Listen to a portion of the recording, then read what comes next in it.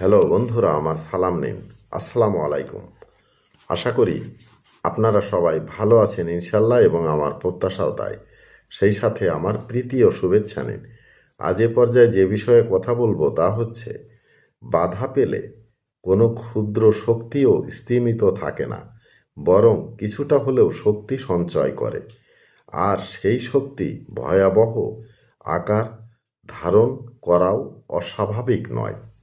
মনে রাখবেন, ছোট হোক বড় হোক, যে কোনো শক্তি বাধা পেলে অধিক শক্তি সঞ্চয় করে। এ পর্যায়ে এখানেই রাখছি। ততক্ষণ পর্যন্ত সবাই ভালো থাকুন, সুস্থ থাকুন এবং নিরাপদে থাকুন। শুভকামনা নিরন্তর সবার জন্য সবসময়। ধন্যবাদ ফেসবুক মেটা, ধন্যবাদ সকল বন্ধু সহ সবাইকে। আবার দেখা হবে অন্য কোনো ভিডিওতে। আল্লাহ হাফেজ।